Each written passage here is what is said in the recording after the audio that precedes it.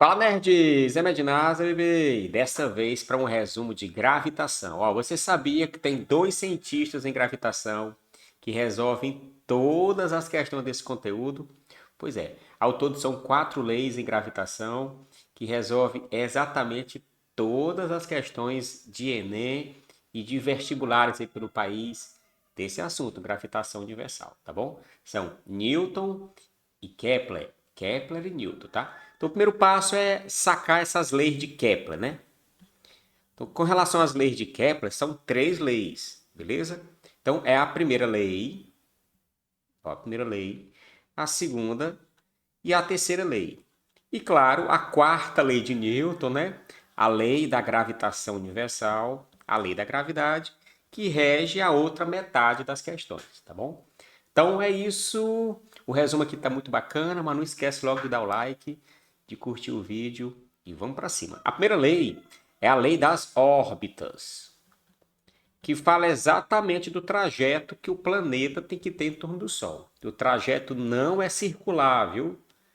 Não é circular, é nada. O trajeto é uma elipse. Exatamente, parece um ovo, é ovalado.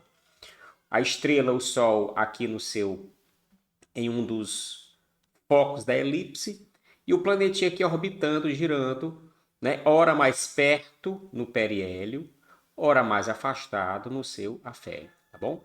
Isso é importante demais entender isso aqui, sacar isso aqui, que o trajeto não é perfeito, né? O trajeto é elíptico, não é circular, é bem elipsoide, né? Bem ovalado, tá bom? A segunda lei é a lei das áreas, e a lei das áreas fala o seguinte, ó, que que o tempo de se a velocidade areolar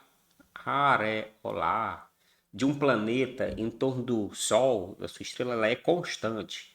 Ou seja, as áreas percorridas são proporcionais aos tempos de varredura. Resumindo, em tempos iguais, as áreas percorridas são iguais. É o que você nota aqui nesta figurinha, ó. Se eu inventar de pegar o raio vetor, que é a reta que liga o planeta ao seu Sol, beleza? E aí eu fazer essa ligação aqui, ó. Se esses tempos aqui forem iguais, as áreas de percurso também serão iguais. E isso traz uma consequência imediata e bem visual. Para que essas áreas sejam iguais, é necessário que a velocidade do planeta não seja constante, seja variável. É isso mesmo, a velocidade no periélio é maior do que a velocidade no afélio. É bem provável que lá no Enem, né, não vá mandar você calcular a área da elipse, mas sim fazer uma análise conclusiva sobre a segunda lei de Kepler, que é justamente essa daqui, ó. O planeta não gira em torno do Sol em um trajeto uniforme, né? Ele é variado. Ora o movimento ele é acelerado, ora o movimento ele é de freio, é retardado. Isso é muito importante, tá bom? E a terceira lei, de fato, é que tem cálculo, né? É a lei dos períodos. E ela fala que o período ele não é exatamente proporcional ao raio, ou seja, o tempo de percurso não é proporcional à distância que o planeta está ao Sol, ou diretamente proporcional, né? É o quadrado do período e o cubo do raio. E essa diferença ela sempre vai permanecer constante, beleza? Então, se eu analisar o tempo de percurso, que é o ano, e a distância que está do Sol, que é o raio, eu não posso simplesmente dividir. Eu tenho que elevar um ao quadrado, o outro ao cubo e fazer a minha comparação, né? Ao quadrado, raio ao cubo. Então eu posso comparar nessa fórmula quaisquer planetas que orbitem o mesmo astro-rei, né? Ou qualquer satélite que orbite o mesmo planeta, sem nenhum problema, tá bom? Então essas aqui são as três leis de Kepler. Vamos já treinar isso aqui, tá? E a lei da gravidade, a lei de Newton, que fala da atração gravitacional, é que a força de atração gravitacional entre dois astros, ela é proporcional às massas dos astros e é inversamente proporcional ao quadrado da distância que separa esses planetas, né? Esses astros analisados. Esse alfa é o fator de proporção. Para tirar ele, tem que botar uma igualdade, uma constante. Aí fica assim a fórmula zona, ó. Esse G é a constante da gravitação, é o valor bem pequenininho, é 6,67 vezes 10 a menos 11. Isso quer dizer que para que você note esta força de atração gravitacional, é necessário que uma dessas massas, pelo menos, seja gigantesca, né? Porque a constante ela é muito pequena. Então, dois corpos vão se atrair, mas para que você note essa atração, é preciso que essas massas, esse produto de massas, seja gigantesco, que é para dar um valor razoável. Beleza? Pois é, com relação às questões, ó, essa lei da gravitação, essa lei da gravidade aqui, ela traz dois tipos de questões. Ou o corpo vai estar bem na superfície, aí tu vai ter como encontrar a gravidade, gm sobre raio ao quadrado, né? O raio do planeta. Ou o corpo vai estar em órbita. Ele estando em órbita, tu vai encontrar a velocidade da órbita, né? Porque esta força vai ser a centrípeta. Aí vai ser gm sobre raio. Que quando tu desenvolve, olha o que tu chega, ó. Tu chega nas mesmas conclusões que Kepler chegou, mas não mais de maneira empírica, né? Mas de maneira conclusiva no cálculo, né?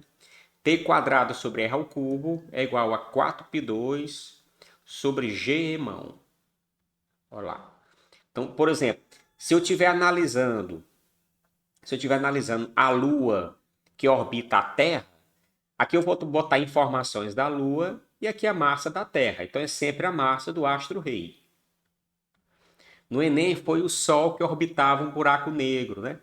Então aqui são instruções do Sol e aqui a massa do buraco negro, que aliás ele perguntava na questão, tá bom? Eis aqui o nosso assunto gravitação. Vamos fazer aquele rápido treino, vamos captar aqui uma questão ou outra e vamos para cima, tá? A primeira aqui é esta. Te liga sobre a primeira lei. Deixa eu olhar aqui. Deve ser primeira e segunda. Tá na tela, tá no papo. Vou botar aqui. Um pouquinho menor. Assim, pronto. É o seguinte, ó. A questão fala assim. A figura a seguir representa o Sol, três astros e suas respectivas órbitas em torno do Sol. Urano, Netuno, objeto celeste de nome esquisito aqui, tá bom?